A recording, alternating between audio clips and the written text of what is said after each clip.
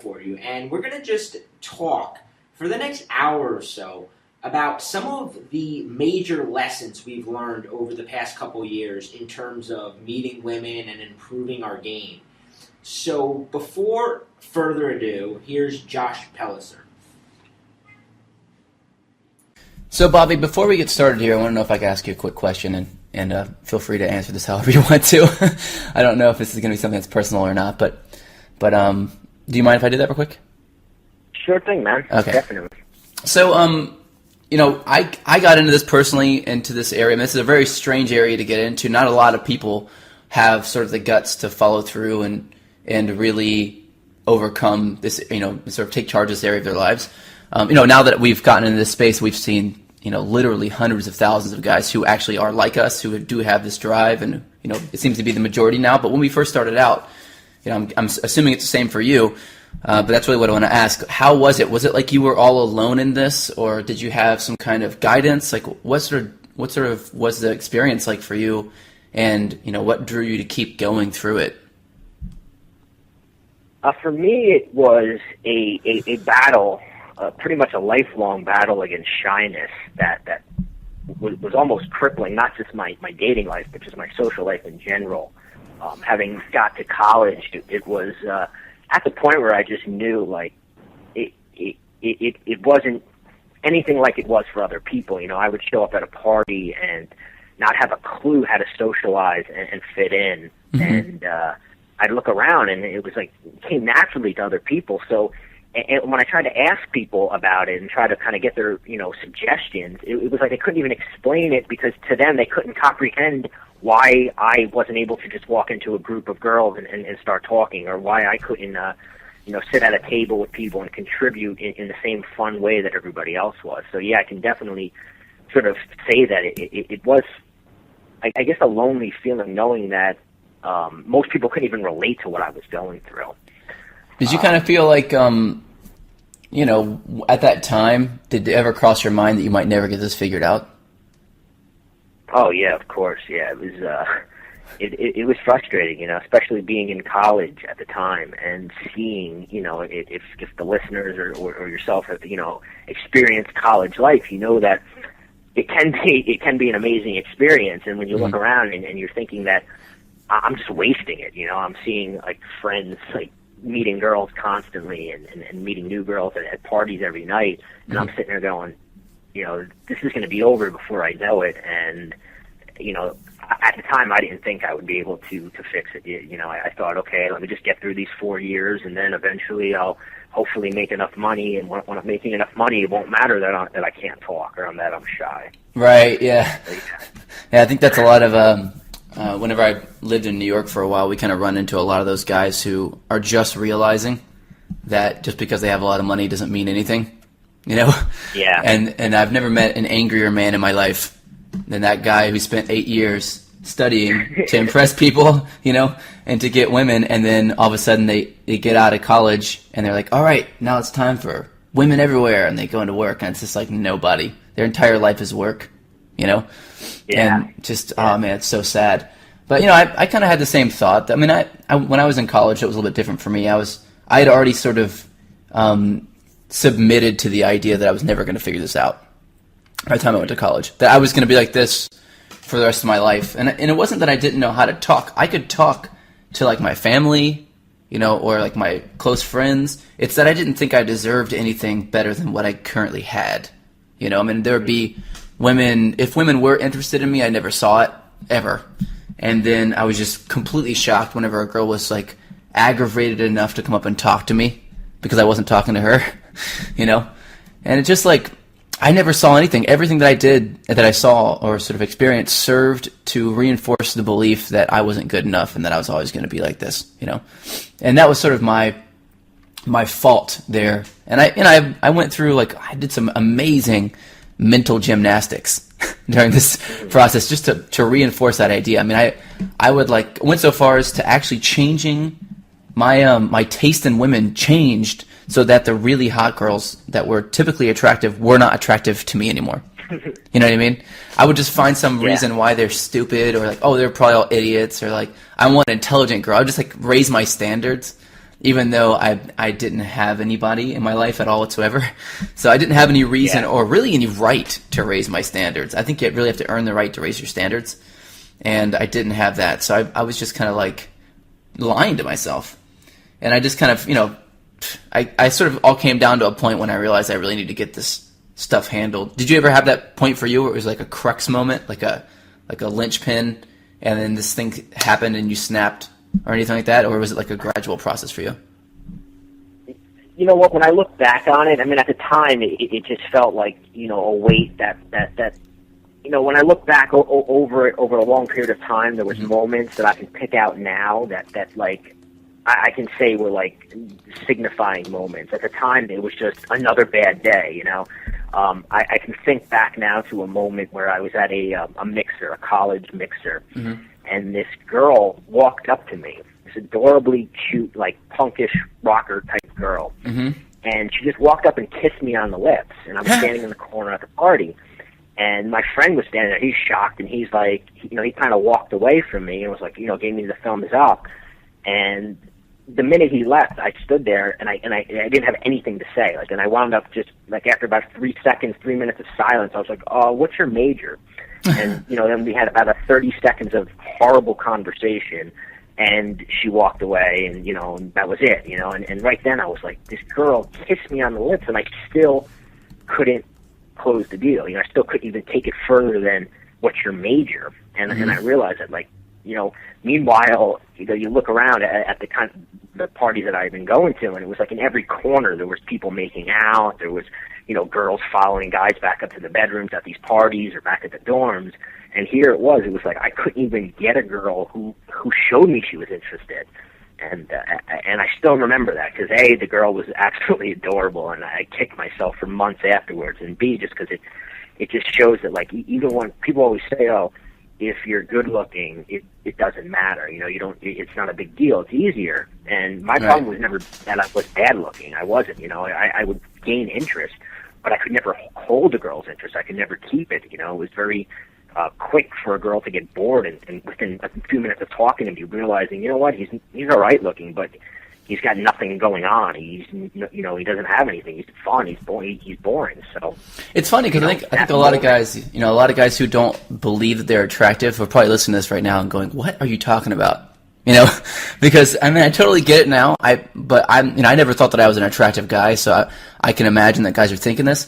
But it's true. I get guys, and you probably do too. I literally have male models as clients, and they're like, I have no idea what I'm doing wrong. I just don't know what to say, and it is a major problem. It just kind of goes to show you, like, those guys who seemed like they're really attractive, like, oh, they're getting all the attention. And, for example, when I used to live in New York, there's this friend of mine named Eric that lived there, and Eric was just like ridiculously good looking guy, like just amazing. I never thought anything about it because, I'm not gay, so I can't tell that he's a good looking guy until I watch women react to him. So I just have no idea. I could tell if a guy was like muscular and like he had chiseled features and stuff. I could tell that women would probably find him attractive. But the truth is that women would walk past me in the bar. I would be standing there doing my thing even, and they would walk right past me in the bar and walk up to him and go, "You're beautiful," And he ended up being a client of mine because he's like, I have no idea what to say after that. I don't know what to do. And you're right, man. You have to have something. Even if you are really good looking, you still fall into the same pit that everyone else does, and that is you have to learn this skill. It's not something that you're born with, I think a lot of guys beat themselves up because they're not born with this skill set. You know what I mean? Yeah, definitely. I can see how people think that, like I said, I thought for the longest time, I just didn't know what was wrong with me. And let me ask you, like, what when you were starting out, what would, you said that you had trouble. What kind of mistakes were you making that maybe a guy listening would be able to relate to? And maybe by seeing that you made the mistake, it'll kind of point out, like, a little flaw he might have been making. Okay, well, you might want to do some hand stretches if you're taking notes right now, because I'm going to give a lot of mistakes that I've made. A lot of mistakes. I've made probably every mistake in the book, personally. When I finally got to the point where I was actually embracing mistakes, that's when I really started making a lot of them. But that's a different scenario, The time in my life when I was making crippling mistakes, the biggest ones that I made, and this is, looking back on this now, I can see this very clearly, but in the moment, and actually for years after this, I never saw this as being the problem. I always tried to find something else as being the problem. But the main problem was that I was trying to, really it comes down to me trying to trick women into liking me by trying to be that super nice guy, you know? Okay. Like, I was everything that a woman says she wants in a man. You know, I was sweet, I was honest, I was loyal, I was, more of a feminist. I tiptoed around certain topics. I would change my view on certain things because I thought that women would be offended. It was just like a really, I look back on it, it's like a really disgustingly sneaky thing to do. But at the time, I wasn't thinking about that at all. I wasn't thinking that it was sneaky. I was just thinking, well, I'm not that guy though. That's the guy that everyone's always, these girls are always complaining about. And then I eventually came to this major realization that I think that every guy has at some point, and that is, that they stop, they say that thing, that sentence, and then they go, I'm not that guy though, and that guy is the guy who pisses you off and makes you angry, makes you cry, I'm not that guy. And then we realized those guys are the only guys who are getting women. These women are obsessed over those guys. And then I had to go, well, shit, I don't want to be that guy though. There's got to be a way for me to be as good or better than that guy, still get a bunch of women, but not have to be like that. Because I just made such a major decision in my life to not, give in to being a complete dickhead, and like misogynistic and all that stuff. And I sort of took it to an extreme, and I was like this very understanding, caring kind of guy. And I still am a very understanding and caring kind of guy, but I just shifted parts of my personality so that it wasn't really a lie. And that's how it all started to sort of fall in pieces, into the right place for me. The pieces fell in the right place. But, I made that mistake. That was a major one. Another one was that, this is a big one. I thought that, so I grew up, Bobby, I grew up in a trailer park. I don't know if you know that about me. Do you know that? No. Okay. No, I didn't know that. I don't usually announce it to everybody, but, it comes up in conversation, especially during interviews sometimes. And this was a major insecurity of mine. And I lived in Florida. It was North Florida, so it was still very southern. So in Florida, it was half poor Southerners and then half rich Northerners who came down to the South, and retired, basically. And so I was in the former of those two. I was a poor Southerner. And I loved my life. I loved my childhood. Everything was amazing. I wouldn't trade it for anything in the world. But I still had this, thing this like sort of dark cloud hanging over my head, sort of like that I didn't have any money and I didn't come from blue blood or any kind of like rich background. So whenever I would meet new women, I was trying to overcome that with them. I was trying to compensate for that. And what I realized eventually, I can't remember how I realized this, but it was a really big, like, when I say it's going to sound ridiculously obvious, like almost you may be like, oh, maybe Josh has got a little bit of retardation going on, But the truth is, when it was happening, I didn't see it, and maybe this is the same for you if you're listening to this. Maybe you'll kind of relate to this. I didn't realize that when you meet somebody for the first time, they have no idea who you are, or where you came from, or any insecurities that you have. They have no idea that they're there.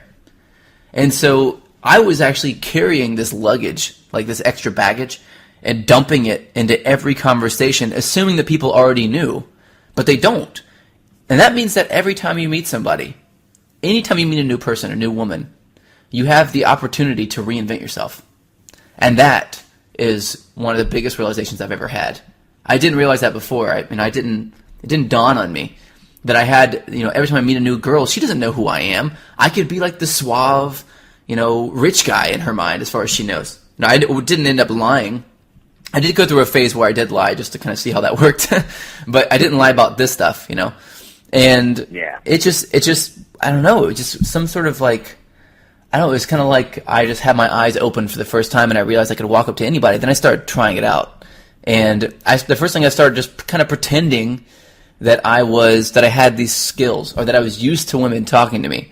And that ended up working out really, really well. And I just basically played the pretend game, and then that was sort of led me to realize a few really important things, that there actually is a system to attracting women, a specific system that if you follow it step by step, it will work every time. And if you don't, then I can predict what will go wrong. In fact, if you explain to me a situation, if a guy were to explain to me a situation that he was in, friend zone, whatever, I can actually reverse engineer that and tell him where it got screwed up, because I know that there are patterns now. But up until that point, I didn't even realize that. I was so stuck behind, how am I going to get this girl to like me even though, I grew up poor. And the truth is that nobody cared but me. You know what I mean? Mm-hmm.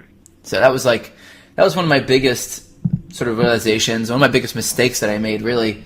I had a lot of foresights that helped me out. I had a lot of things that I had talked to a lot of my older friends who had already made a lot of mistakes. And I'll never forget this. This was like a moment that changed my life for sure. I was about 8 years old. I was in the trailer park. And I was walking around. It was probably about 8 a.m., actually, like pretty early in the morning. And I was walking around kind of like playing with sticks or something, like, I don't know, throwing rocks. I don't know what I was doing. Something that little kids do, And there was this guy who lived next door to me in a trailer. And he was, he had a beer in his hand. It was 8 o'clock in the morning. He was already drinking, He's already drunk, actually. And he goes, "Josh, come here." Because he knew me. He knew my dad. Everyone knew my family there.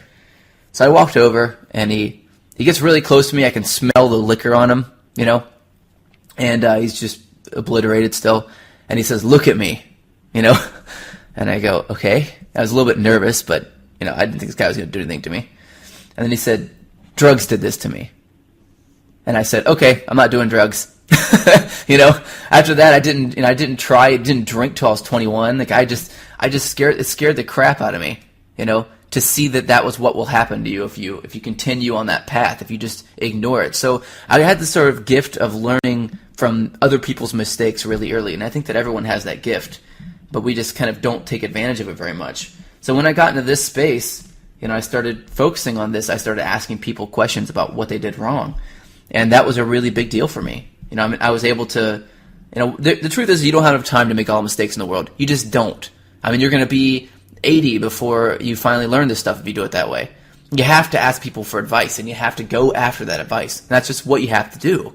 And it's probably not just going to be one person. That's one of the great things about what you do, Bobby, is that you give a lot of opinions, and that's really, really, really helpful. You're not just going, this is the way it always is, and my way or the highway. You highlight other people too that are you think are intelligent, and you sort of expose people to other things, and that's really, really, really powerful. I try to do that as best I can too, because the truth is that you and I didn't learn this from like one source. It wasn't like the one spot, but at the same time, you can't go chasing everything. You have to find somebody that resonates with you, and everybody who's sort of gone into your programs and sort of learned from you has resonated with you specifically, and the same thing for me, and I think that that's really a really, really big mistake that a lot of guys make, and a mistake that I made too in the very beginning was the first thing I looked up was pickup lines, online, and I went out and tried to use it in a bar, and I got shot down like 2 or 3 times, and I didn't use another pickup line for about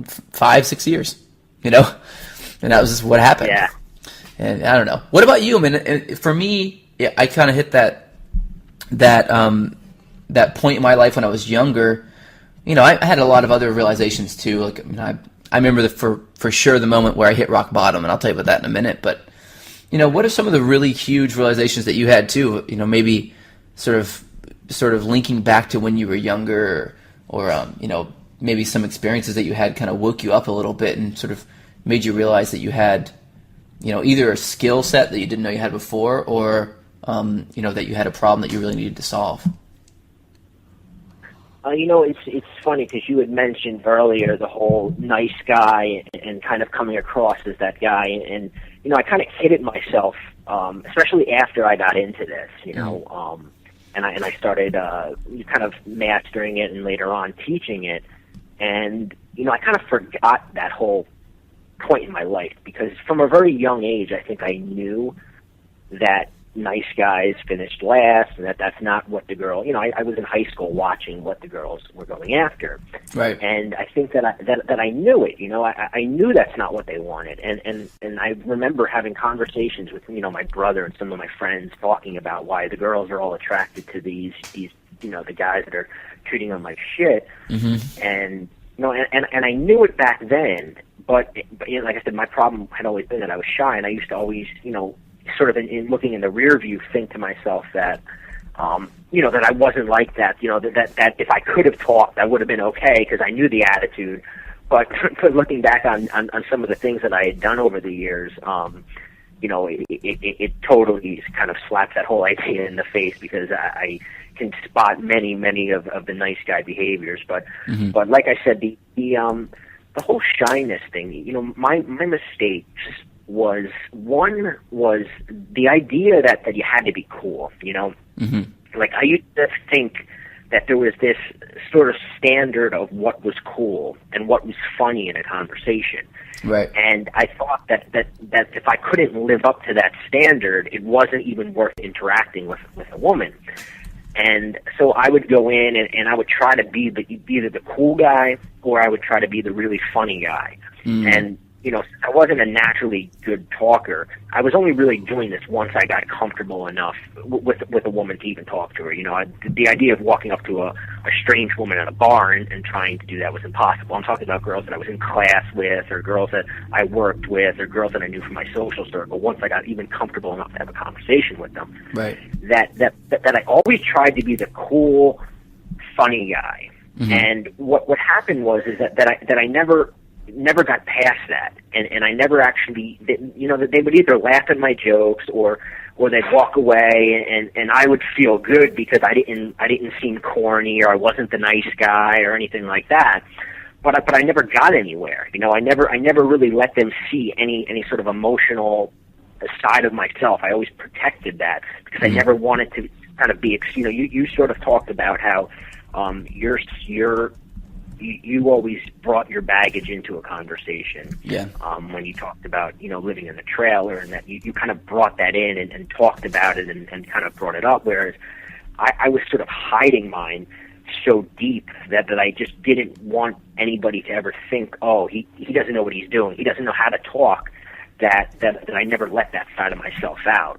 Mm-hmm. That I protected that, and for a long time didn't get anywhere. I would be happy enough to get one cool line in and walk away from a girl than to actually keep a conversation going and risk her losing that 30-second sort of impression that oh, this guy's pretty cool. Yeah. Because I knew I couldn't get past that. Mm-hmm. I hung on to that idea that I had to be the cool, funny guy, and because I couldn't keep that standard up, my conversations never went more than 5 minutes. I never got to know girls. I never got, I was never the guy that could pick up the phone and call a girl to hang out, or I was never the guy that sort of had any sort of female friends. So I think that whole idea of sort of having this standard of you watch guys watch stuff like James Bond, and they think that that's what the cool guy is. That the guy who gets women is this super smooth guy.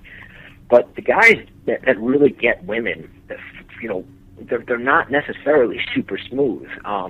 They don't have the smooth lines.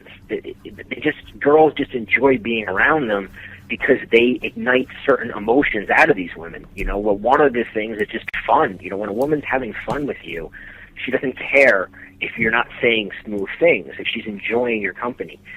If you're igniting, certain emotions in her, even if they're bad emotions. One of the biggest realizations I had was that it's 10 times better when a woman got angry at me. If a woman was mad at me, it was a lot easier to turn that anger into interest, as opposed to a woman who was just indifferent around me. When a woman was just indifferent to me, there was nothing I could do to make her interested in talking to me. But even if I pissed her off, it was better, and probably like you, when you go out and you start experimenting, I took that to the extreme of actually pissing with her off, thinking that, but just getting some sort of an emotion out of a woman, whether it be anger, trust, getting a woman to trust you, getting a woman to, surprising a woman, all these things were mountains more important than being the funny guy or being the cool guy.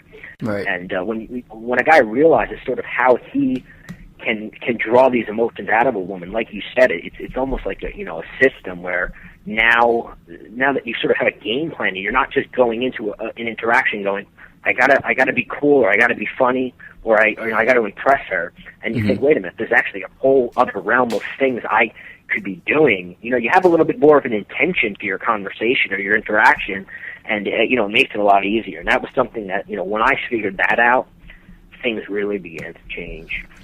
That's interesting, man. So I mean, it's so much of what you just said I totally relate to. It's not probably no surprise there, but and I mean it's just kind of like the idea of realizing in that moment that, holy crap, I'm walking away from this because I'm afraid that I'm going to screw it up if I keep going.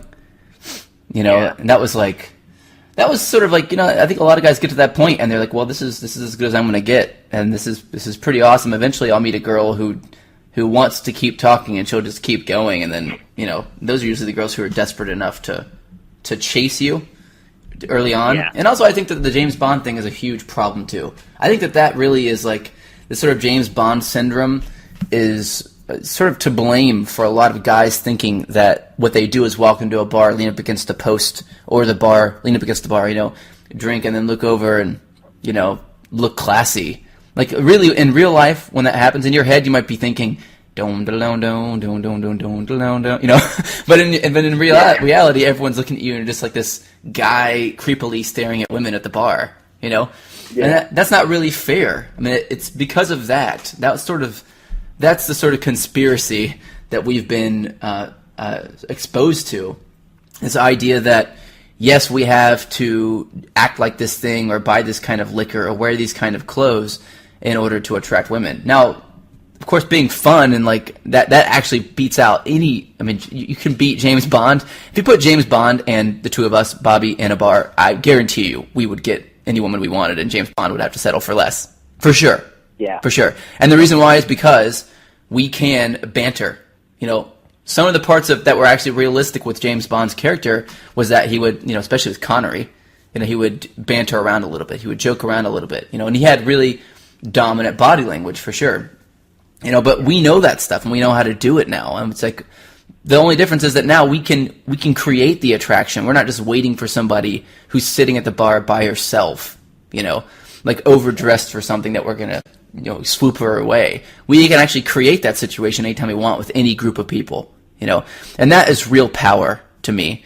And I think that that's complete crap that we've been sort of exposed to this by, I don't know if it's the movies or what, or, if there was some kind of advertising that got into this that were like, hey, let's bring back the tuxedo, or, let's up our tuxedo sales. What are you saying? The media screwed us on all angles because, on one hand we had the media showing us that guys like James Bond were the guys that got girls, and then on the other hand, it was the romantic comedies, where like the wussy guy wound up getting the girl. They never got it right. It was either one extreme or the other. Either they presented that you had to be the super cool guy, or you had to be the super needy, nice guy finished first at the end of the movie guy. And right, as most people out there know, neither one of those are the extreme you want to be at. No, and neither one of those. I mean, you could probably the percentage of time in which either of those work is probably about 5.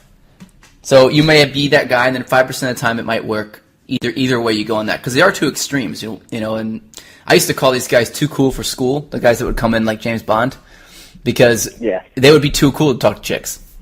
And I was like, all right, well, if you're too cool to talk to chicks, I'm just going to go talk to all the chicks, and that's just what's going to happen. And at the end of the night, they would be like, drunk and trying to chat up a group of girls, and the girls are just rejecting them, and it's just what happens, because you can't, it's just not really who you are. No guy is really like that, and what I think that a lot of guys like myself and probably you, Bobby, is when we walked into a bar and we saw then that, we see these guys, maybe we'd see a couple chicks talking to a guy like this, we thought that the guy was walking in and acting cool and girls like that. But the truth is that he did something before we got there that got these girls interested in him in the first place. And then we only see the part where he's sitting there chatting up these girls, and it looks really simple.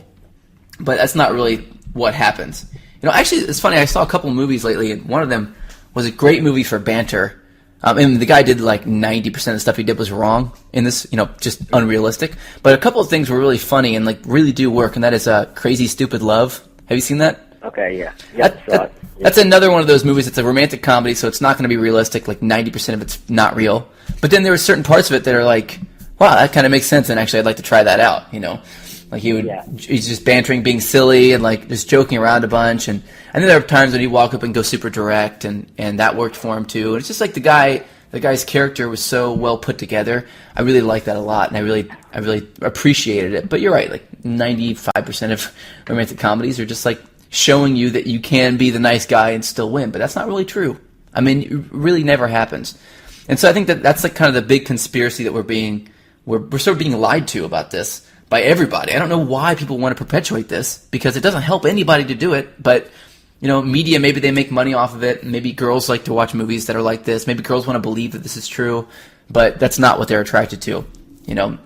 And any girl who's in a relationship will be the first thing she'll say is, no, that's not that's not the guy I'm looking for. You know, maybe long term it is, but I have to get past that first part, you know, where he has got to be more than this in the beginning, and then he's got to sort of equal out to be this sort of nice, sweet guy at the end of it. And it doesn't change. You know, it's funny because I was at home for the holidays recently with my mother, and she has a friend who's probably in her late 50s, and she told me that her friend's been cheating on her husband. Mm-hmm. And I said, you know, why? I said, you know, why?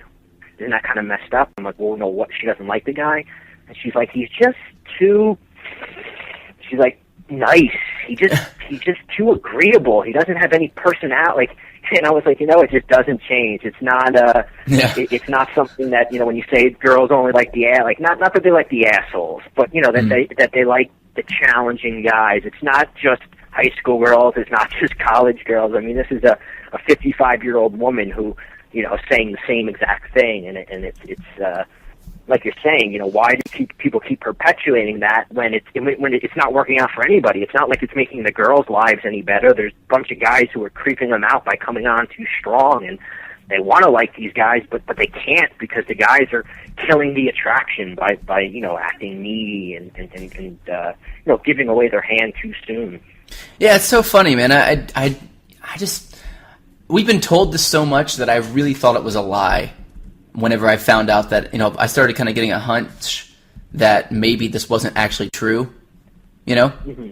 I really thought that it wasn't. I thought that maybe it was a lie. Maybe it was like, it was just too good to be true, you know, because I had hoped that, you know, things wouldn't be like this, that there was some other way, that, you know, whatever. I hoped a lot of stuff.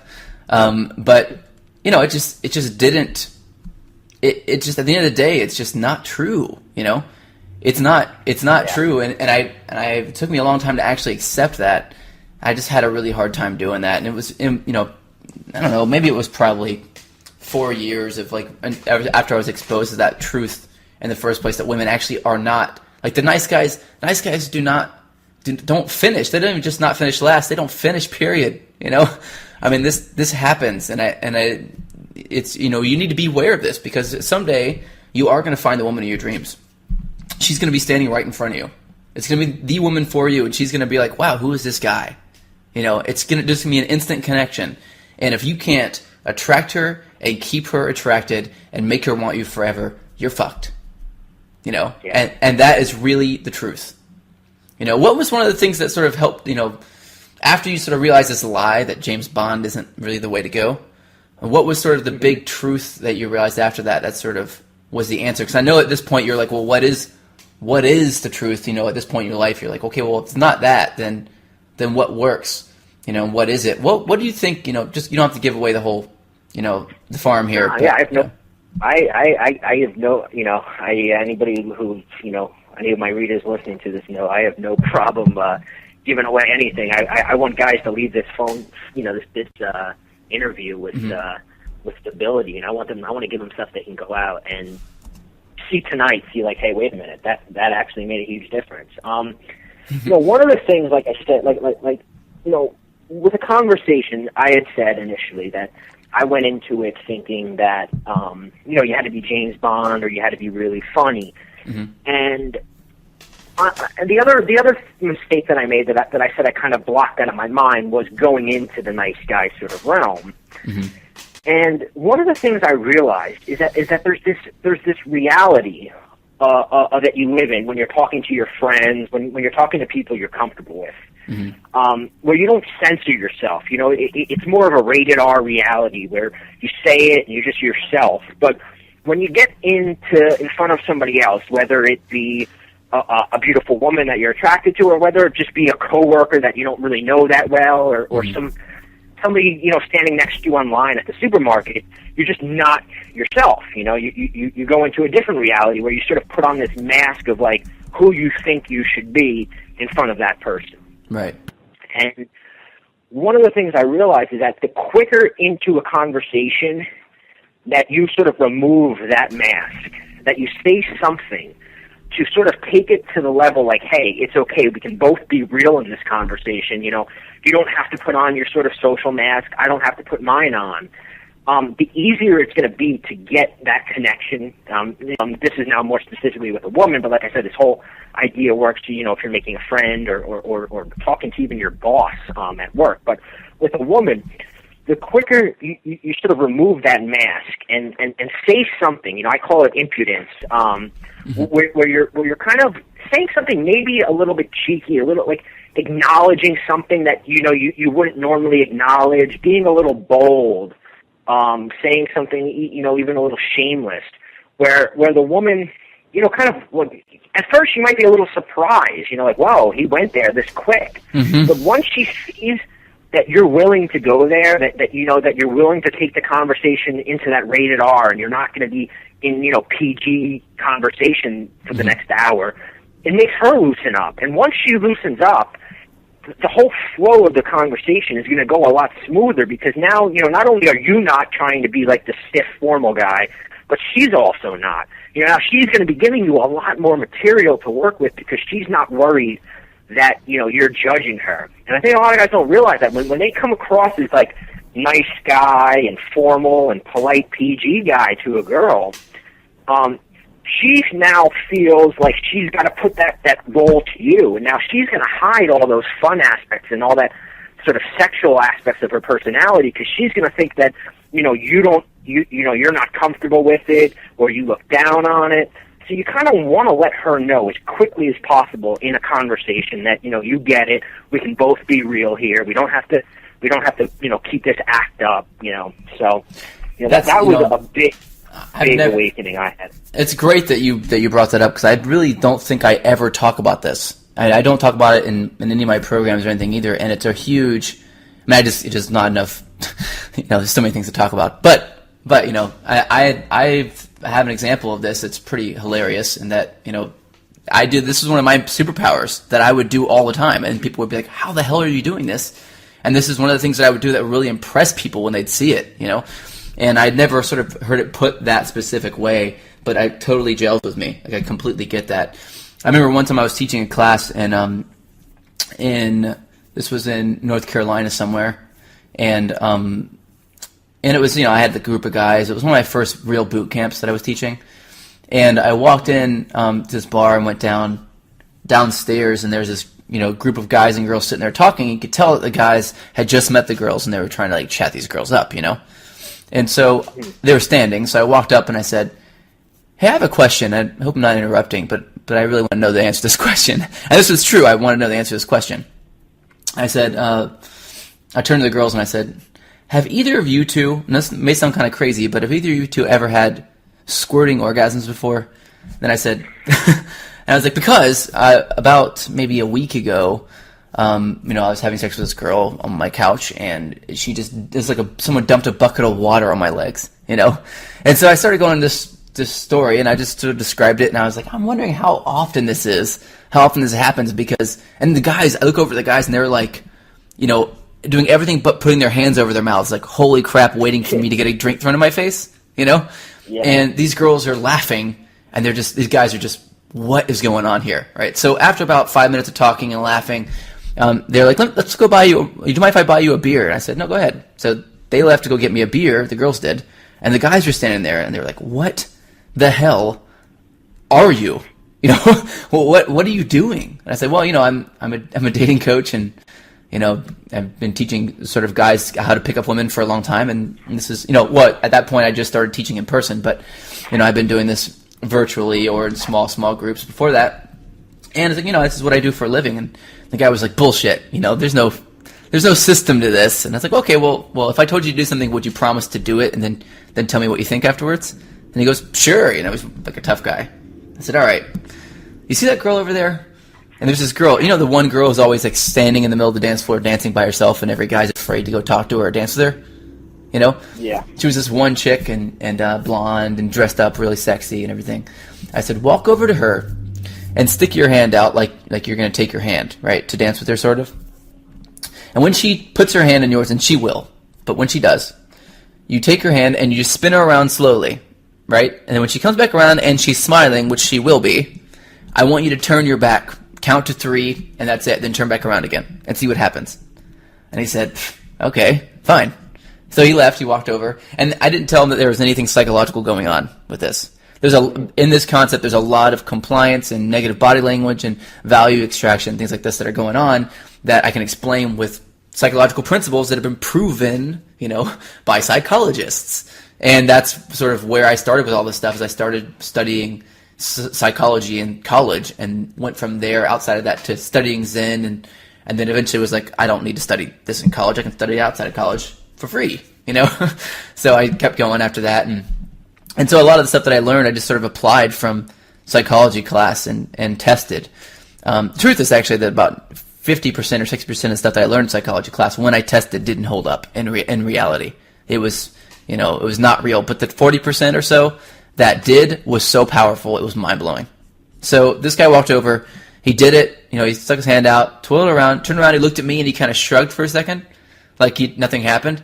And just then, 2 arms, this girl's arms, reach around from behind and grab him on the chest, like grab him from behind, like she's hugging him, and rip the buttons off of his shirt and rip his shirt open and started rubbing all over his chest and dancing with him. And he was like, "Wah!" And he gave me a thumbs up, All his friends were like, "Holy crap."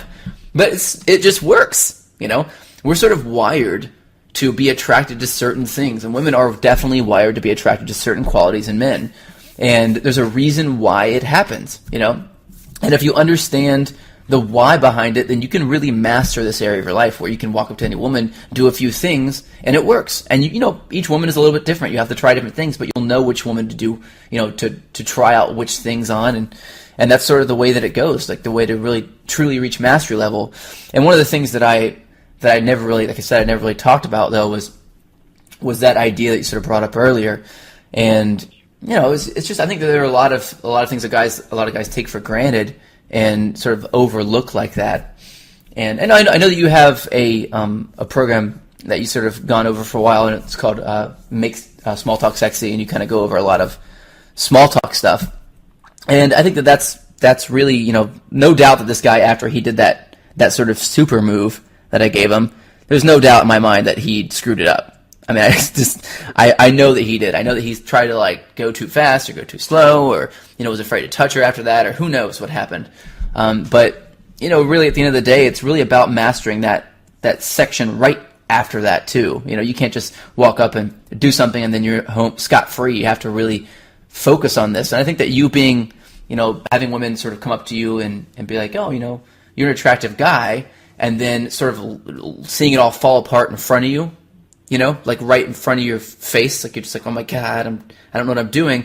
I think having that major problem is kind of probably what caused you to create such a phenomenal program that touches so much on just what to say to keep the attraction going. You know what I mean? Yeah, definitely. Like I said, being a shy guy, and you've been coaching guys personally and out in the field, and that every guy is different. Mm-hmm. Guys come in with different problems. Some guys come in and they don't know when to shut up, and they keep talking, and they just need you can just point to them and say, hey, listen, you need to chill out, you need to take a step, whatever their particular issue is. Whereas my issue, I knew at a very, very young age, was that I call it after the opener syndrome. It wasn't even that I was scared of rejection. It was the minute that opener ended, like you said, that guy on the dance floor, the minute that whole like cool sort of thing ended, that's where I would have messed up. I would have had no clue where to go from there. So, right. Yeah, I could definitely relate to that. I think one of the things that sort of led me and my sort of problem with that, that was sort of one of your major problems whenever you first started to overcome. And we had problems before that. Don't get me wrong, both of us. But that was one of the big ones for you. You realized you had some skill, and then beyond that was where your major sticking point was. And mine was not building rapport or really talking afterwards so much. Mine was the exact opposite. Was getting the attention in the first place. And just getting women to look at me. And I could walk into a bar, and I still can walk into a bar, and if I don't turn it on, which I hardly ever do, but if I don't turn it on, then no one notices me. I'm just sitting there by myself in the bar. And I kind of like that. I can enjoy a drink. No one comes and talks to me, and I have a great girlfriend, so I don't want to attract a bunch of women.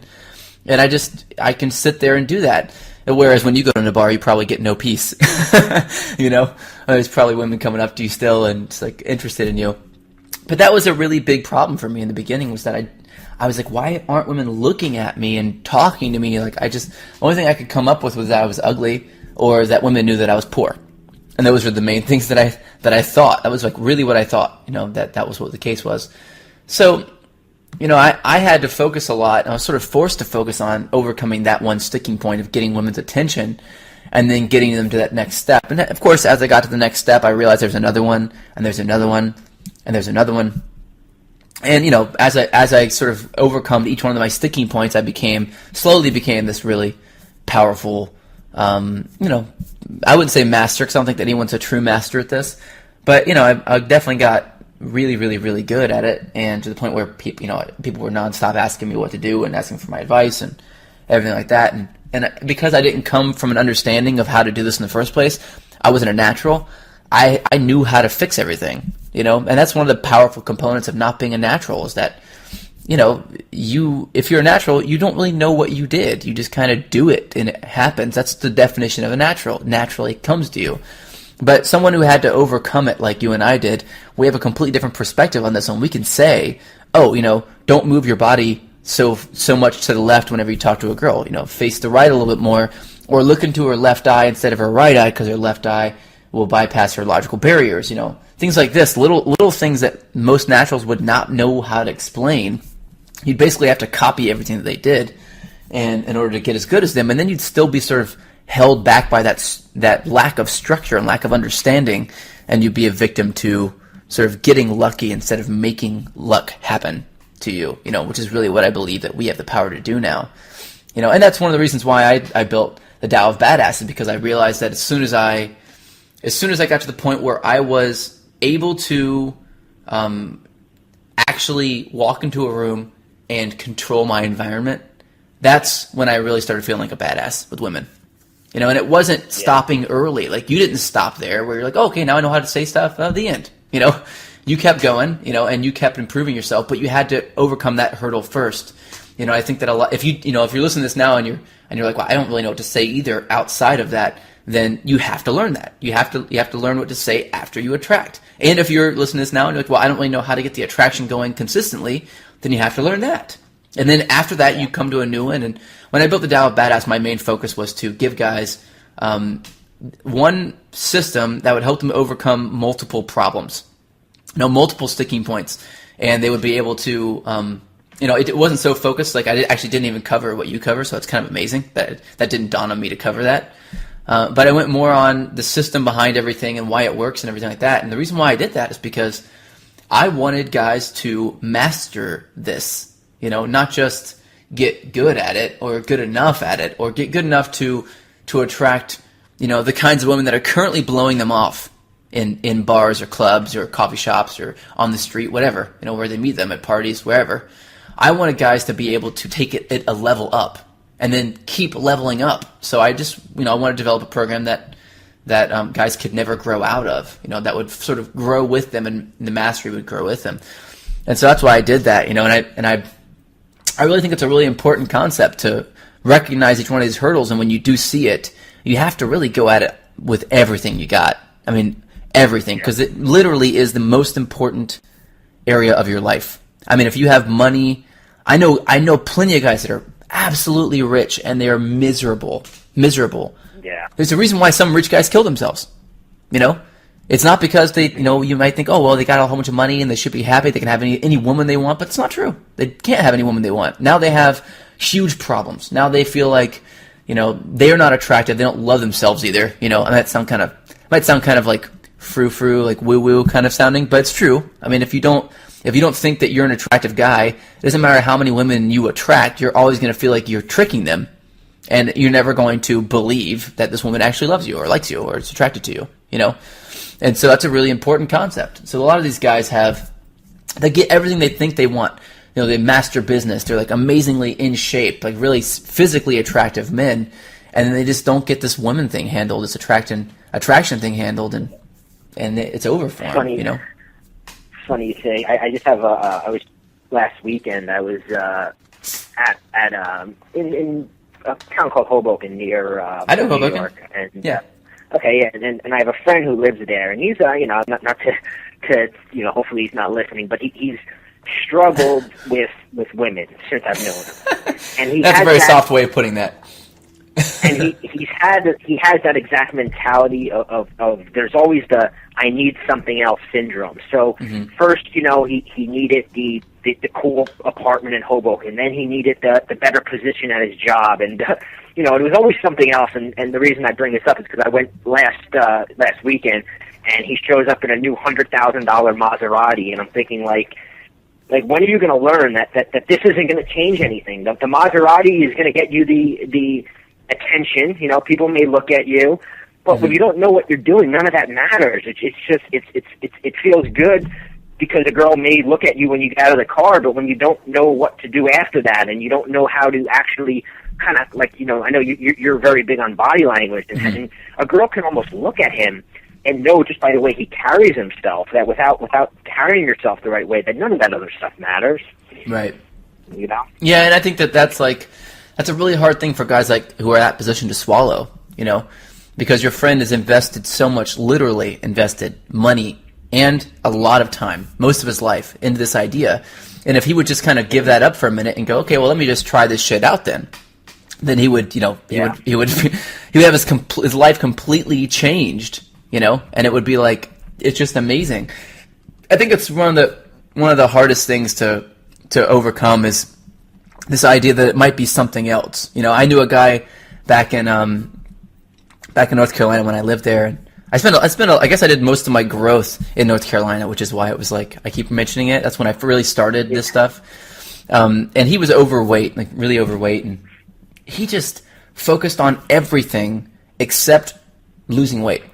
You know, I mean, he just would refuse to lose weight, and I was like, you know, you can do all this stuff, and it will work. I agree, it will, but you are definitely holding yourself back by being, you know, unhealthy. It's unhealthy. Women are going to look at you and think that you don't care about your body. Now, I know a lot of guys that are extremely overweight and get tons of women. I mean, good-looking women too. I mean, really good-looking women, and they just own it really, really well. But why? Why would you want to do that? You know, why don't you just take the time, focus on it? It's going to be a lot of work, you know, but focus on it, lose the weight, and then you don't have your own body issues to get over either, you know? And that's kind of like, I think that a lot of us will, and this is just sort of the nature of men, is that we want there to be something else besides what's really obvious. And if I learned anything at all in the past, you know, few years, it was that the obvious shit matters. You know, it matters a lot. It's not, you know, it's not that if you're not good looking, because obviously I proved that I didn't think that I was very good looking at all, and I sort of overcame that, and you know, it's not about that. It's more like, you know, the woman looks at you and she sees your body language, and you seem like you don't love yourself or care for yourself, or you're letting yourself go, or if she looks at you and she thinks there's no way other women like this guy, then there's no way you're going to attract her. It just won't happen. Yeah. You know, so you have to either be so confident that you know, that women are like, well, I don't know, I just got to know more about this guy because he's just so confident and cocky or whatever that I'm just curious, or you have to understand this stuff so well that it actually makes you confident. You know, and that's really the route that I think you and I both took, Bobby. Yeah. So, Josh, I like to always, you know, in these sort of interviews, give the listener something that he can try out, just something that he can go out and see and maybe see a little difference? Is there something that you can kind of recommend they go out tonight, whether it be a body language or something that's going to catch a woman's interest, something that'll help him show a different side of himself, a more attractive side of a more badass side of himself, if you will. Is there something you recommend? Yeah, so probably the thing that'll get you the best results the fastest is going to be making good use of what's called negative body language. Now, this is something that took me a long time to realize, and when I saw it sort of in action and it dawned on me, it was like Neo all of a sudden seeing the Matrix. I saw it everywhere, and I saw that it was working for guys who used it and guys who didn't use it. Every time they didn't use it, it would blow up in their face. And I was just recognizing this pattern. It would go over and over and over and over again. So I had this this realization. It was actually through watching a friend of mine. My friend was kind of like this master of negative body language, and I'll sort of go into what it is in a moment. And he could attract lots of women at the same time really quickly, but we couldn't get them to answer the phone whenever he would call them. And I maybe would go get 3 phone numbers in a night. He'd get 20, literally, and I would get 3. And he would hook up with none of them, or 1 maybe, and I would hook up with all 3 of mine. So there's something wrong happening on both of our parts. I was only getting 3 numbers, he was getting 20, so something that he was doing that I wasn't, and then something that I was doing that he wasn't, that made me have like pretty much 100% retention rate, sort of, if you will, in this case, where it's like these girls actually did come back and they were curious and interested. So what I realized that he was doing was he was using negative body language, and he was kind of doing it on accident, and I sort of broke it down, deconstructed it, and I'll tell you something that you can do. You go out tonight that you can do, and you can use this, and it will instantly increase your attraction probably 3 times. And I've seen that what'll happen is you'll see a spike in attraction really, really majorly. This girl will like start chasing you like crazy all of a sudden, like almost to the point where it's sort of obsessive, and then it sort of levels out to where she's just really, really, really into you all of a sudden. And the sort of spinning the girl around and then turning your back to her, that was sort of made really good use of negative body language. But I'll give you an easier one. This one's pretty slick. Whenever you walk up to a girl, a lot of guys when they walk into, a lot of guys think about bars, because bars are probably the most common places that guys go to meet women, when in fact bars are probably the worst place. Bars and clubs are the hardest places to meet women because women are on guard there. There's a lot of competition. The music's loud. It's a very stimulating environment, and you're getting drunk. So there's a lot of stuff working against you at a bar, and I think that that's one of the reasons why you might want to actually go there, because it's kind of like the Shaolin temple. You go there and you train. You don't just you train hard and fight easy is really like how I like to think of it. So don't think that you're going into a bar to like really get girls to go home with you. You're really going into a bar to train to get girls to go home with you eventually, and or whatever it is, or get girls to connect with you, get their phone numbers, whatever it is you want, but it's a training ground, and it's a really good one. So what I would suggest doing is, instead of walking up to a girl and having a line that you deliver immediately, and then just kind of attempting to keep the conversation going immediately, here's something that I love to do. This is called a drive-by. A drive-by sort of makes use of a couple things that I teach, and sort of puts them together in this perfect little formula, and perfect, quick move that's easy to do.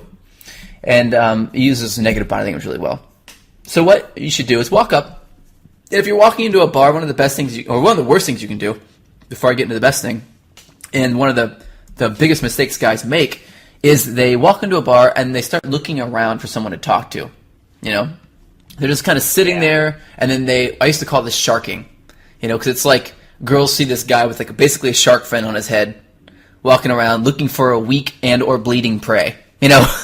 Someone who is already injured, some girl who's got low self-esteem, something that they can take advantage of, and that's really how it looks. And so these girls are constantly boxing these guys out of groups, So instead of doing that, I believe that it's best typically to walk somewhere and move to a different place at the bar. If it's a big enough bar and it has a downstairs or upstairs, that's really great, because then you can disappear for a little bit and then come back.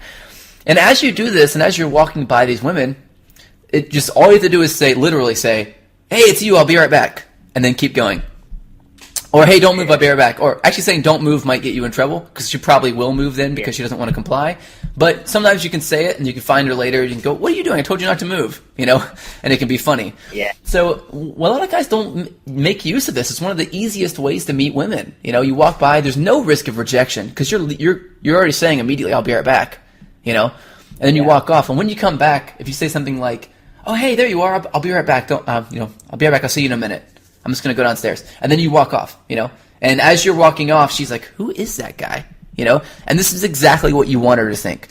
Over time, I sort of realized that women sort of, when they interact with men, if they begin to think something that they normally think when they're attracted to a guy, like, for example, who is that guy?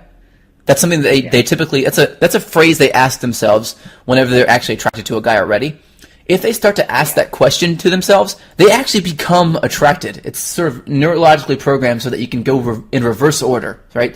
So there's something called, this sort of concept is that if you lead the body, the mind will follow. And if you lead the mind, the body will follow. Meaning that, if you feel confident, you stand up straight, right? You look at people in the eyes and, you speak a little bit louder. And if you are feeling not very confident, you can actually stand up straight, look at people in the eyes, and talk a little louder, and you start to feel good, right? And that's what happens. Like if I were to ask you to smile, instantly people feel better, even though they're fake smiling, it just releases endorphins. So the way that works for women is that she starts to go through this, like, who is this guy? Like, who do I know him? Or he looks familiar, but he obviously knows me. And she starts to go through this and invest a lot of energy and mental processes on who you are, and she gets curious about you. And because you've got your back turned to her and you're walking away, she can't actually ask you questions, and so it just allows that thought to stew and to get more and more intense for her. So when you come back, you can literally just go, hey, there you are. Okay, cool, I'm back. And she'll be like, oh, do I know you? And you can literally say, no, I don't know you. But there you are. That was a really fantastic line from, what was it? Austin Powers. He's like, oh, there you are, in a bar. She's like, do I know you? Oh, no, you don't, but there you are. You're right there, And it's just a hilarious banter line. And that's worked for me a ton of times, and there was really very little, if no risk of rejection during this process because I walk by. So what you're doing when you actually continue walking is you are, anytime you turn your back to somebody, you use a concept called negative body language. And this is the idea that you are not invested at all in the interaction, right? So if you show some kind of interest and say you'll be back, and then you show that you're not invested at the same time, this is what creates solid attraction, right? So interest, but not investment, right? So not neediness. So you want to show non-neediness, but interest. And this is where a lot of guys go wrong. A lot of guys show, they'll either show non-neediness and disinterest because they're overcompensating. So they're like, oh, I don't care, whatever, I'm not interested in you. Like they'll do stuff like that, and then they'll turn their body so they're not facing it, and they blow women out, right? So they cause women to reject them because they're angry. And then, or they will use neediness and, non-interest, which is even worse.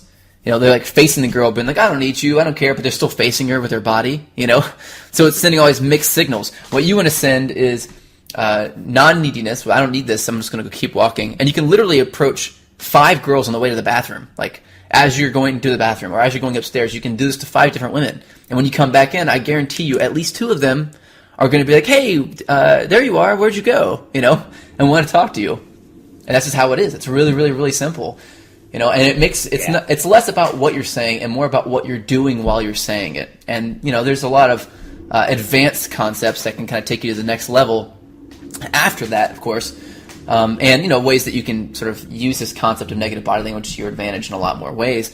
But that's a really easy way to do it. And, take away all of your approach anxiety too, because you're not afraid of standing there talking, But at the same time, whenever a guy does come back, and he does begin to actually have the conversation with these different girls, what would you, since you're sort of in this space of mastering small talk and making it really work for people, what would you say would be the advice that you'd give a guy when they come back in that situation or any situation like that?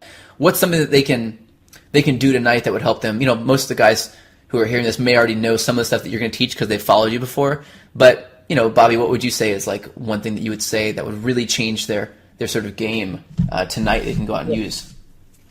I'm gonna give them two pieces of advice. The first piece of advice is something they may have heard before, especially if they're on my list.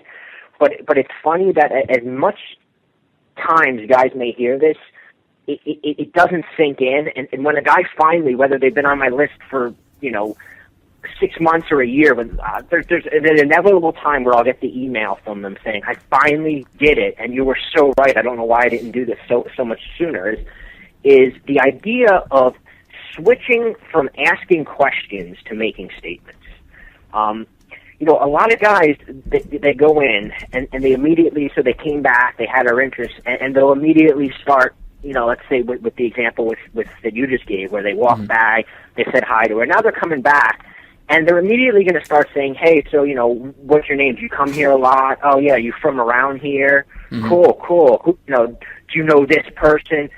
And they're asking all these questions, which, they're not even interesting questions, like the question that you had given earlier about the squirting orgasm. That's an interesting question. I'm not saying, not every guy has the ability to ask that question without, but at least it's an interesting question. These guys are asking very dull, that don't elicit any sort of emotion in a woman, that they don't, I like to say that the biggest obstacle that you have nowadays with women, whether you're meeting her for the first time or whether you got her number and you're trying to get her on a date, the biggest obstacle you face is attention deficit disorder from these women. And it's, even if they don't have ADD, we live in a society where they're just bombarded with, text messages, emails, Facebook, that if you don't get her attention, you lose. If you can't hold her attention, you lose. And when you start asking these questions that she's heard a million times, you're losing. You're losing her attention instantly.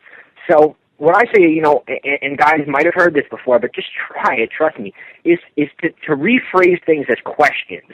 Because now you're expressing an aspect of your personality as you say it. You're letting her know a little bit about yourself while you're digging for information about her. So let's just say you were to say to her, "So, what do you do for a living?" Which, as much as we hate to say that, don't stay away from that topic. Every conversation I overhear, that's one of the first things a guy says. So if you're dead set on asking a girl what she does, or instead of saying, "So what do you do?" Take a wild guess at what she does, and actually the better or the more absurd it is, the better. So if you don't want to get absurd, you want to say, "You totally look like a school teacher. You just have that stern, smack me with a ruler sort of." You just kind of make a guess and try to make it a little bit funny about what she does, and tell her something about herself that makes you think that's what she does. You think she's a nurse because she looks like this. You think she's a zoologist. Whatever it is, just try to make a guess, because now you're bringing a little playfulness into it, and now she's not going to just say, "Oh, I'm an accountant." Now she's saying, "I'm an accountant. Why did you think I was a nurse? What did it and then you can kind of use that to spring off of, instead of staying in that dead end of question after question after question. Right. I think that's really powerful, actually. It's funny because I used to do that all the time. I used to say, "Let me guess." I do this all the time. "Let me guess, you are a trapeze artist, and you just got back from," don't tell me, I'll be like, "from Indonesia, where you were repairing palm trees." I knew it. I can just, you have this vibe about you. I'm the palm tree repairing kind of trapeze artist girl, And it's of course, it's so outrageous and silly that she laughs. That totally works. I can actually vouch for that. That's powerful. Yeah, and you can use it in so many different. You can say, if you walk up to, you just say, "You're not from around here, are you?" You just look at her like, "You're not from around here. Why don't you think I'm around?" Oh, you just give off a vibe like you would be from some Midwest town. You just start telling her things about herself.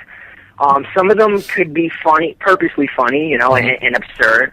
And some of them you could be a little bit more trying to hit the nail and try to really, do a little bit of a cold. I hate saying cold read, because a lot of guys get that idea that mystical, cold reading. But cold reading just in terms of you're throwing things out there about her, to get her to invest into the conversation, to get her to sort of defend herself a little bit or explain herself. And instead of just giving facts about her life, which facts, anytime you're in the realm of facts in a conversation where you're just sharing facts, there's very little chance of attraction taking place.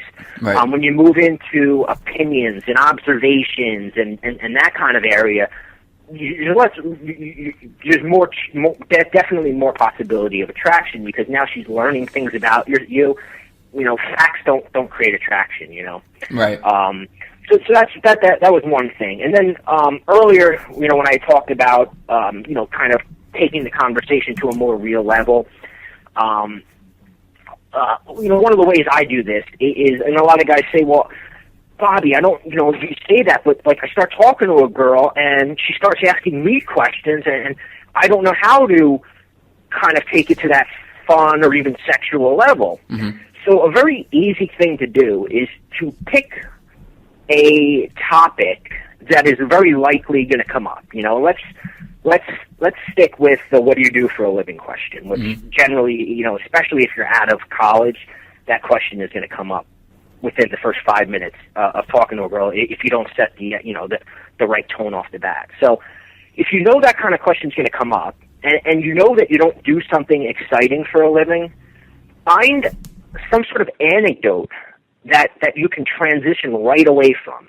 So to give an example of that, a few years back, I used to paint houses for a living. You know, for not a painter, but you know, a paint contracting company. Yeah, I used to do that too. Not a very glamorous job. It's not a job that, you know, women's eyes sort of glaze over when you start saying, "Oh, I'm a painter." You know, that they're not interested.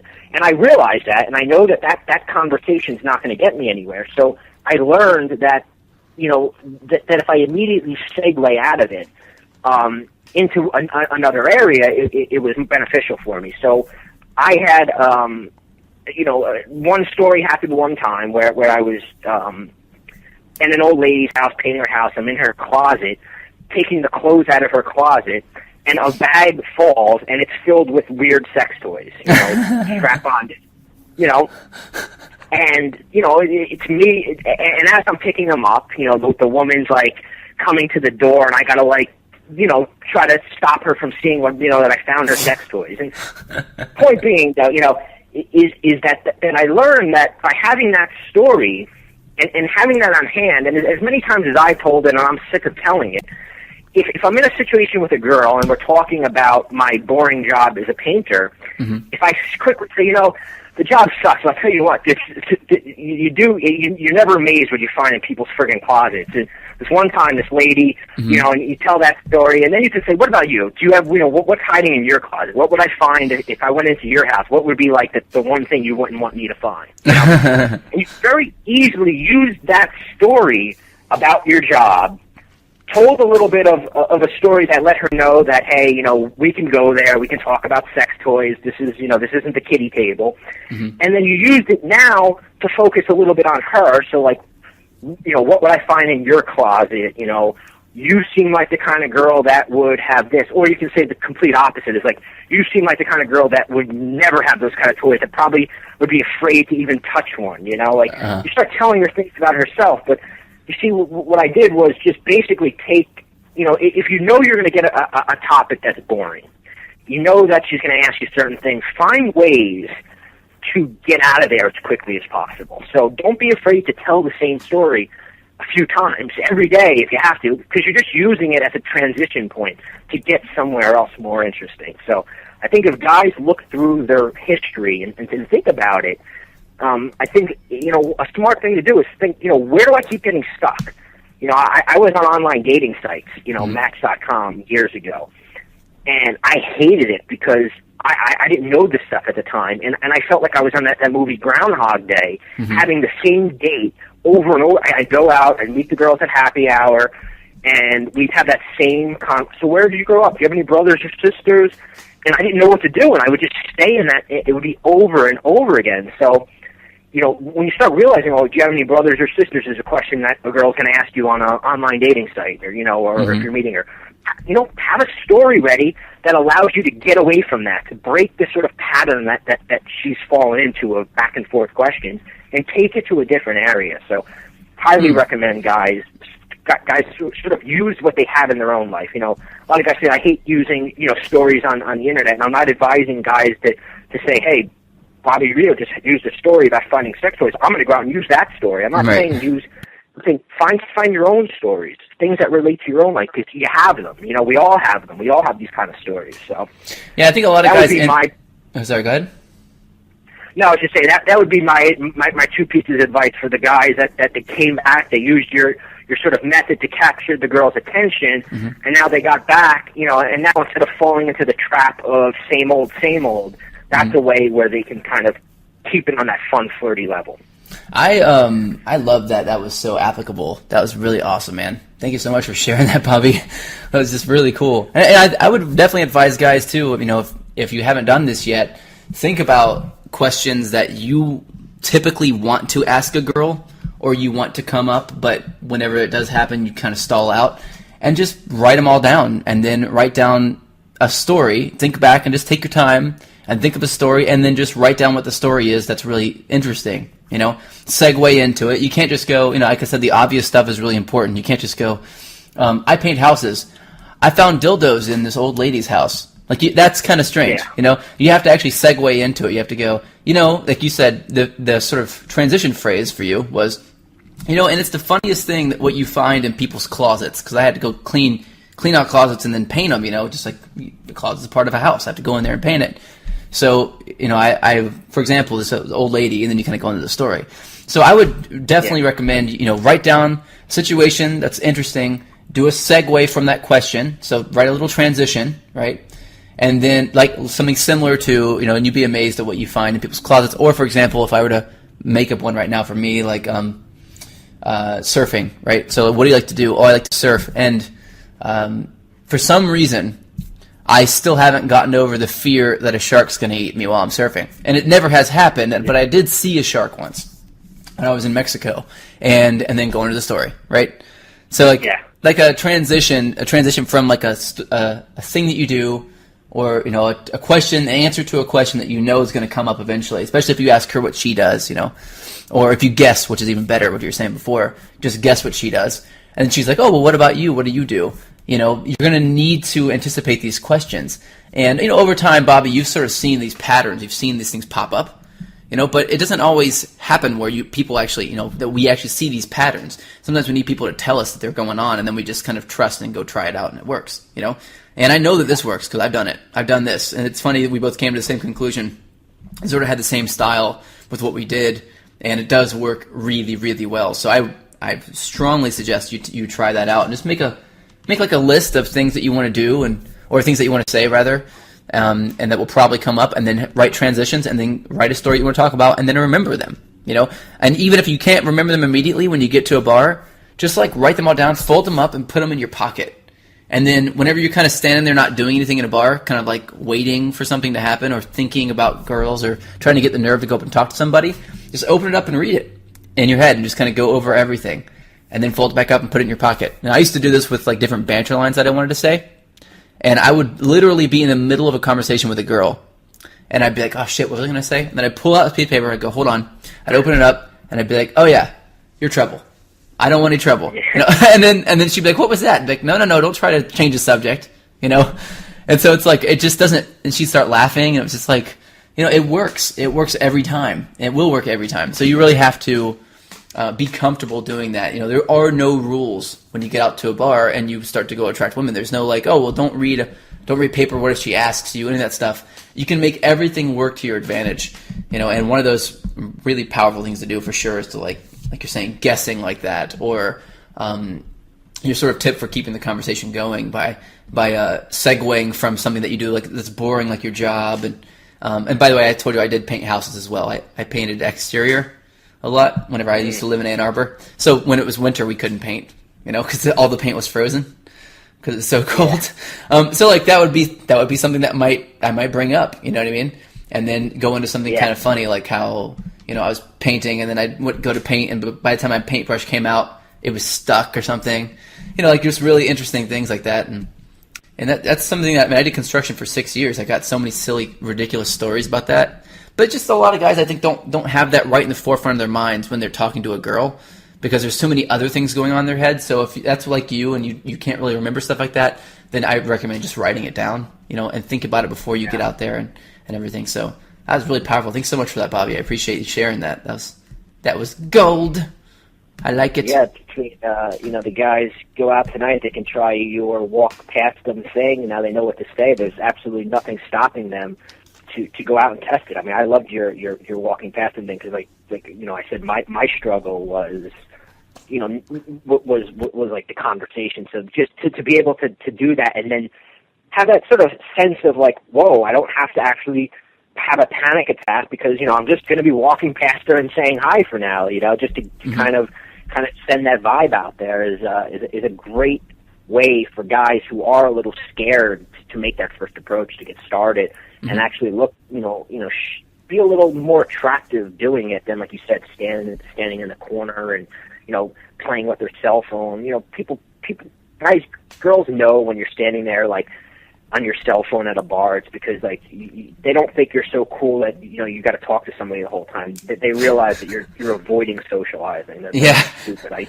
I used to do that. I used to play that game. One of the beliefs that I sort of realized or accepted for myself was that women can read your mind almost all the time. I just accepted that, right? You can't hide anything from these girls. You're not going to hide anything. If you're sitting there and you're thinking you're hiding something, then they're seeing you thinking that you're hiding something. That's what they see. They see everything. So you have to really control what goes on in your head as much as possible. You have to really just realize that, because women are reading your body language constantly. When you are constantly saying everything that's going on in your head, you're saying it with your body language at any given moment ever. And that is true. That's true. You just can't help it. It goes straight from your subconscious mind, bypasses your logical brain, and then happens, right? It just happens, and you just do it without thinking. But women are reading all these things, not even consciously either. They're reading these things all subconsciously, and they're getting a weird feeling about you, and that's all they're doing. So, if you sort of had it in your head that you could go out and like pretend to be something, like pretend to be the cool guy or something like that, or act like the cool guy, they see you acting like a cool guy, right? That's what they see. Now, earlier I know I said that I used to play the pretend game. That was a really good sort of segue for me to go like, well, I can be anybody I want, let me just go be that person. And I'd play the pretend game, and I'd try to, come across like I was whatever kind of guy. What I found is that if I create a belief about myself first, and then I just accepted that in the conversation where I acted like that's how it always has been, that worked. But if I tried to act some way that I didn't believe I was, then it sort of crashed and burned often.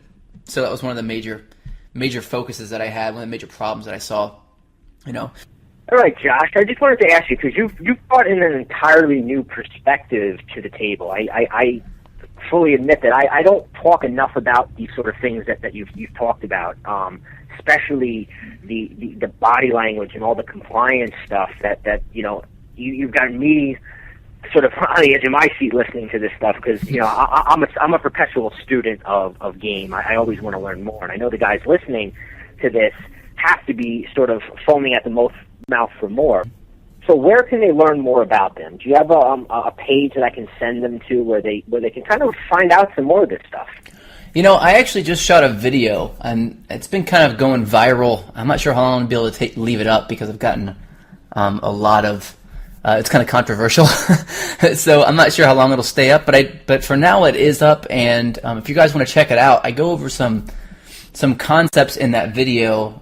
For example, there's one sort of ultimate underlying concept that sort of decides why women will be attracted to a man in general, and why, given that two men look very similar and act very similar, why women would choose one over the other, and how to integrate that quality and use it in your own attitude and your own personality, so it just sort of amplifies all your attraction. I go over that concept, and the reason why it's so controversial is because technically, the psychology that I teach, technically, if you take advantage of it and you use it to your own personal gain, technically it's legal, but it's just really unfair to a lot of guys. So use it at your own risk and be responsible with it for sure.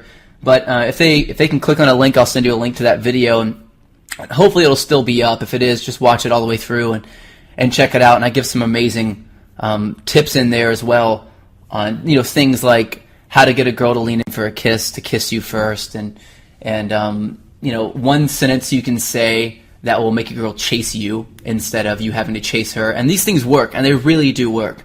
And I've used them, and I give several of them away on that. So definitely take notes on that if you can, and you know, watch it while it's still up, because like I said, I've gotten a lot of flack for it. You know, it's not like really bad language or anything like that, but definitely want to watch it when you're alone, so you can kind of take notes and be in privacy, and you know, so it's not like someone's looking over your shoulder and you know, watching what you're watching. But yeah, so I, you know, check that out, and like I said, that's been a free video for a long time, but since it's gone viral, I've really been a little bit nervous about it. So at some point I'll probably be taking it down, and usually I have the plan to leave it up for 24 hours, so it may only be up for 24 hours after this interview, but you know, check it out and see, and if it's still up, then watch it and don't ask questions, I guess. And if it's not up, then, you know, I'm sorry about that, but hopefully it will be. So I'll go ahead and give that link to you, and you can send them there, and they can just read as much as they want to about it, and you know, not read, but sorry, watch. There's actually words and audio in the video, so you can read it and watch it, so and listen to it at the same time. So check that out, and just spend the time to definitely learn as much as you possibly can from it. And that's all I really want. You know, if you guys can do that, then I think that you'll be you know, taken to the next level. Cool. Yeah, I've checked out a handful of your videos, and every time I finish watching them, there's the kind of stuff in there that, you know, you want to go out and friggin' use, and great, like, actionable stuff, which is what I love. So I highly recommend, if you're listening to this, to check out the video, because, like, anytime you can even pull one or two pieces of information out and see results, that's what it's all about. It's, you know, and Josh's videos are always those sorts where you learn lines, you learn a technique, stuff that you can actually put into action. So, Josh, I do want to thank you for coming on and kind of sharing your story today, giving some really great tips, and talking about, like I said earlier, talking about things that I don't talk about enough, and it's great to have you on. And we kind of mentioned this at the beginning of the interview, that one of the great things about learning is bringing in people who can kind of bring different point of views and kind of learn different things. And, you know, as myself, a student of game, I love sharing different ideas. So I really appreciate you coming on, and I really hope the guys check out the video. Yeah, man, thank you so much, Bobby. It's been my absolute pleasure to chat with you about this stuff and to really dive in like this. I hope we can do more of these in the future. All right, for those of you interested in checking out Josh's video, I set up a link for you. You can go to makesmalltalksexy.com/badass. That's makesmalltalksexy.com/badass.